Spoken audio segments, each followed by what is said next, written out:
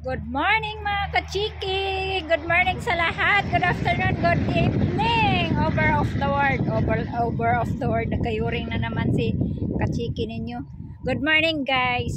Guys, nandito tayo sa magagandang view at ang kaganda ng mga flower. Ayan oh. Puro roses pero ang lalaki ng mga bulaklak. So bago ang lahat na pakita ko sa inyo mga view dito sa Nordam, ay please subscribe my YouTube channel and like and share. Please support my YouTube channel. So ayan na guys, i-continue na to ang view na maggala-gala muna tayo dito kasi maaga pa no. Alas 9:30 pa lang guys. So ngayon, may kwento ako sa inyo.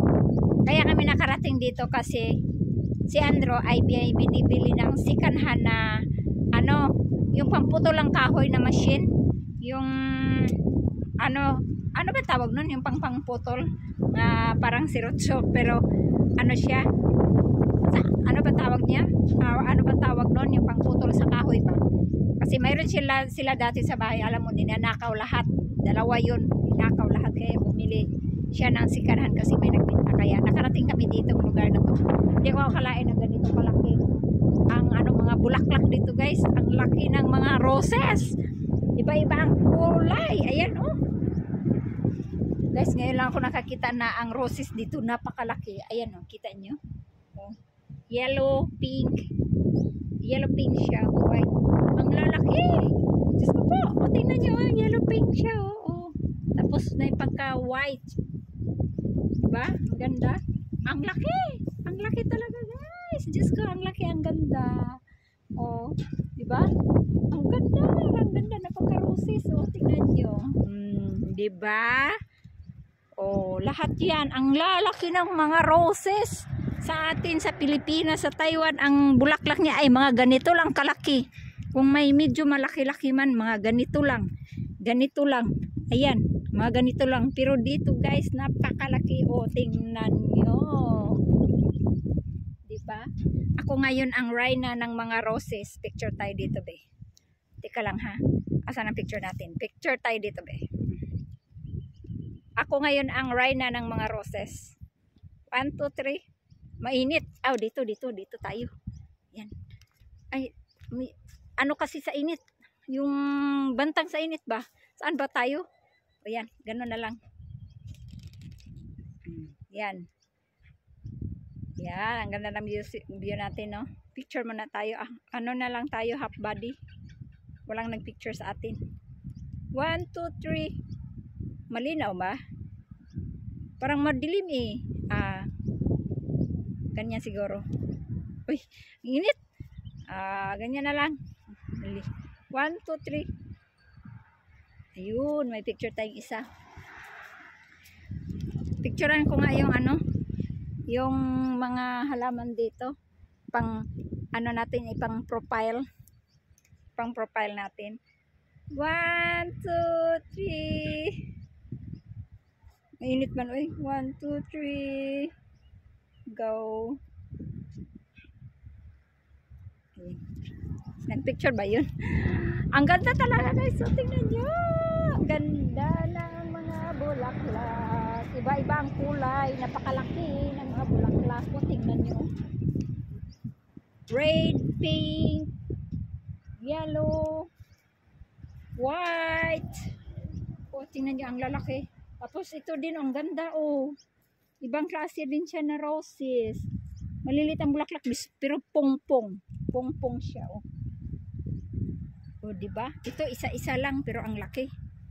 O, tingnan nyo to siya. O, ang ganda. O.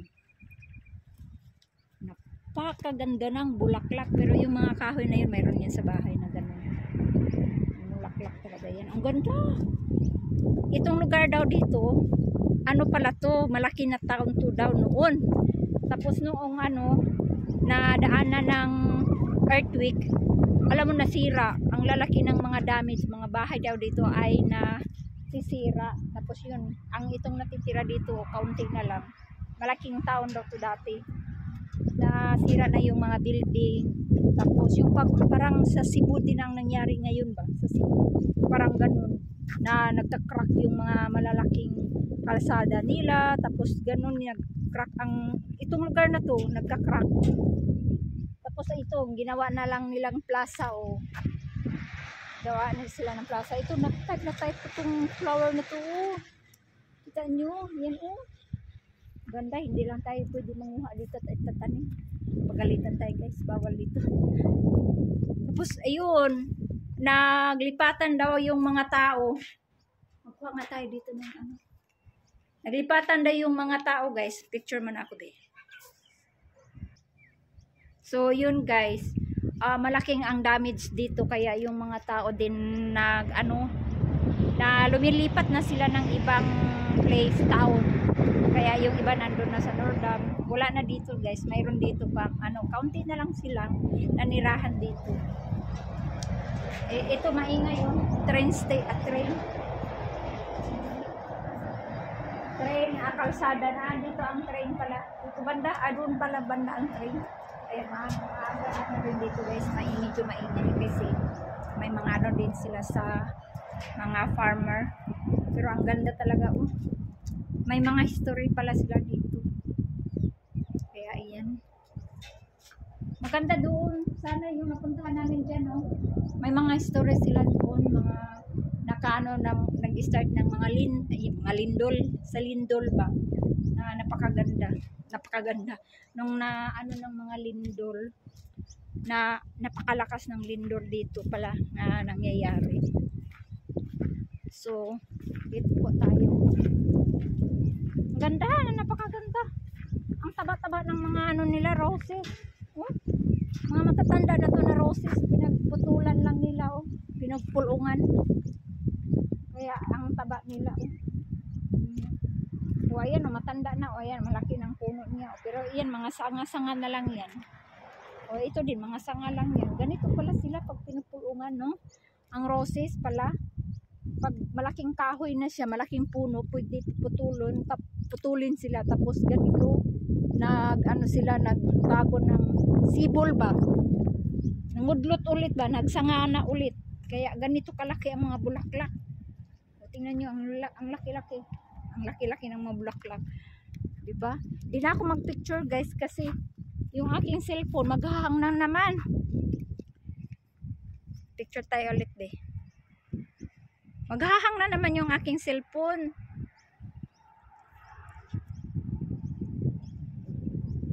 Yun. Puro na lang half ang ating picture. Ang laki, ang dami di ba? So, balik na kami sa car. Tingnan nyo, pagkita ko nyo yan, yan, mula dyan yan, roses. Ang lalaki ng mga dahon, bulaklak, tingnan nyo. Yan, malaki ang kaganda. Diba? Hindi ko alam guys kung saan na kami pupunta. Ayan, malaking roses doon. Malaking puno, ganyan pala sila. Akit na tayo. Ang ganda ng place dito. Pag summer na dito, ayan ang yung nila, nag-brown na farm. Na yellow grain. Kasi na, summer na. Bago ng ilang klima. Alis na tayo dito guys. Where are we going now? We go home. Uwi na kami. Yan ang ganda. You want to smell the rose? No. That one there. It's got fragrant rose. Yeah. So big flower. Red one, yeah. The bigger ones. Ang gaganda ng mga roses nila guys. Ayan na, alis na tayo. Ang ganda The rose is all the mandarin. Ayan. Mandarin. Meckering. Mandarin. Not mandarin. Meckering. Mandarin man ang pagbasa ko doon. Meckering naman. Mandarin. Summer na dito guys. Kaya wala na tayong makikitang yellow green dito na mga color. Balik na sa brown. Kaya ano na sila, summer na. Kaya mainit na ngayon. That is 39 degree today, right? 35. Oh, 35 degree na ngayon. Yes, mainit. But not yet. It's about 3 o'clock, I think. Ah, okay. Pero ano nga ang hangin, malamig. Level. Ah, dito pala dahil guys, oh, yung na ano, It's crop pushed up. dati. Yeah. Yan oh, lumalalim, mababaw tapos malalim. Yan ang naano dati pala. Nag-crack here. Yep. Oh, inayos nila pero hindi talaga na ano. You don't notice it so much because of the Dito banda. Here side. yeah, but you can see it from back there, but here. Yeah, that is plain, flat. Yeah. O doon dadaanan natin na medyo na ano siya. Medyo You look back nabuntod. behind. Look back behind. Yeah. Ayan guys, o yung sa likod, o nakita nyo yan. Hindi nyo nakita guys eh. Hindi natin makita sa medyo na gano'n ang kalsada ba ni ano. Ni wave. Nilalumba. Ito pala na ano, nag-crack ng malaki. Yung nadaanan ng pinakamalakas na lindol. How many what that call of the strong 6.9. ang lakas pala, ang lakas 6.9 katulad sa Cebu, like in Cebu Yeah. 6.9, so very strong. Yun ang lakas ng lindol lang dumaan dito ano dati, kaya nga They were right tulad sa Cebu. here. This is where the earthquake was. And they're right on it. Most of the earthquakes are not where the city is. It's away from it, you know. The city no have earthquake. Well, that like up there in Cebu, that earthquake could have been 50 kilometres away from the city, you know, or even more. But it's still strong enough to cause a lot of damage. Oh, so very strong earthquake. Magnitude ba tawag noon? Ganon kalakas ang ano, earthquake dito dati. Kaya yun, nasira din ang mga bahay, mga buildings. Nag-crack din ang kanilang mga kalsada. Kaya lumiit ang nailaang tao. Lumiit ang mga tao ang tumira. So now the people living there, that is small. It's not too much because transfer the other place. A lot of other reasons for it. It's a long time ago. A long time ago. Matagal lang pala nangyari. Moved to the cities, work and all that sort of thing. So, yan ang ano natin ngayon, ang ating trip. Saan? Wala na nga guys. So, puro na brown. Wala nang train. Right here, right. So, yun, train dito. Daanan ng train dito eh. We have 2 times train now in the morning. The other one like, oh yeah, like that. The other one is These big one. ones go all the way to the eastern states. The first one that is big one also, that is I think we have a product to inside the container. Yeah. And they, Train. yeah, lots of trains going every day back Mahaba. to the eastern states. Ang haba ng train. Ano yun guys, yung nagkakarga ng mga products. Pangalawang train na yun, kanina din. Ano na.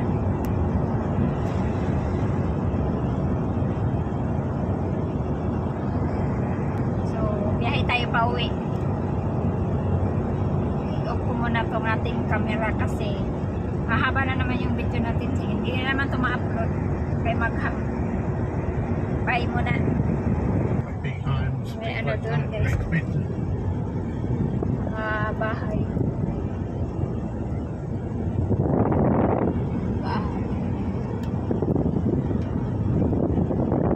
Alam mo rin yung ano, yung Pinay doon sa Canada na nagfa-farm. Ganito yun sila guys eh. Ganito ang yung farm nila. Tapos yung truck nilang ginagamit, tractor, malaking tractor, ayun yun. Ayun, kita natin dito. Ayan guys.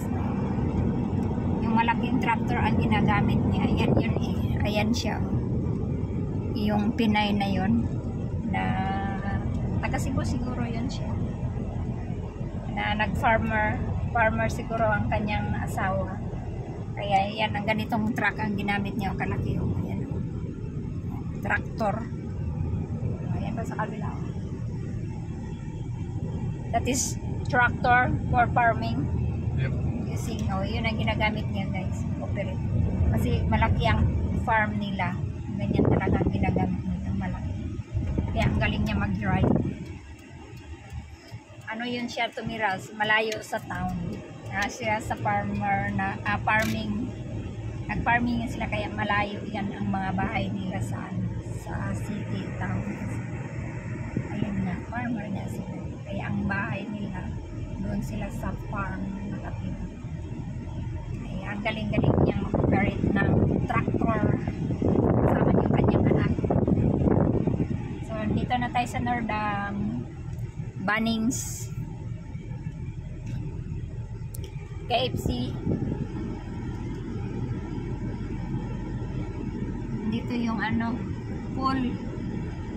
Marami na namang tao ngayon sa pool kasi mag-summer na. Yung mga bulaklak na yung kahoy. Ayan ang pool oh. Ang dami na nangaligo oh. Lot of people to swimming today. Yeah. Puno na naman yung nila. Swimming. Mag-swimming na naman daw siya guys. May balak na naman siya mag-swimming. Tumakbo oh. Pero di ako sasama oy. Ano lang ako sa bahay.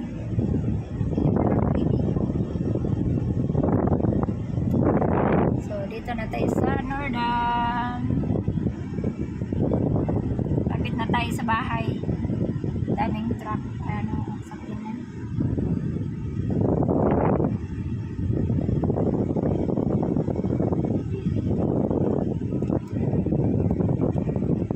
Dito na tayo. Mainit ngayon na panahon.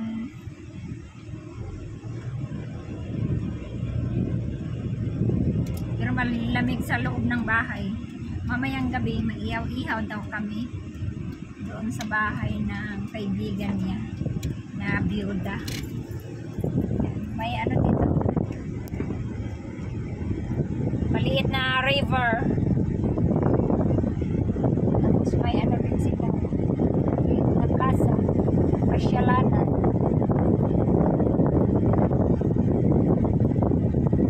Ganda yan dyan. Dito na tayo.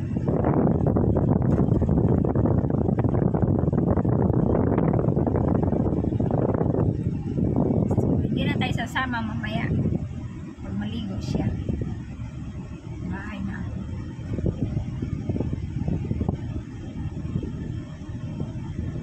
Ganda ng mga kahoy na puti-puti. Mag-change climate na sila. Change weather. Change weather na sila. Oh. Why have wait, what is that? What is this here? It's going to be a brewery place to go and have a beer. And they have different kinds of beer. They make the beer there. They make the beer. May naglalakad doon.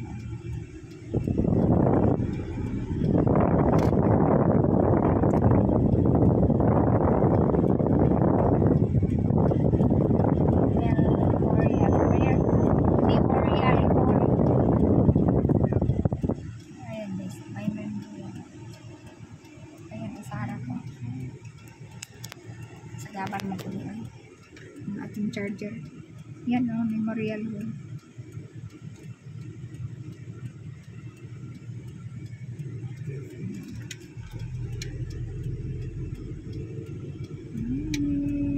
Sana tayo. Ayun, tumuntog.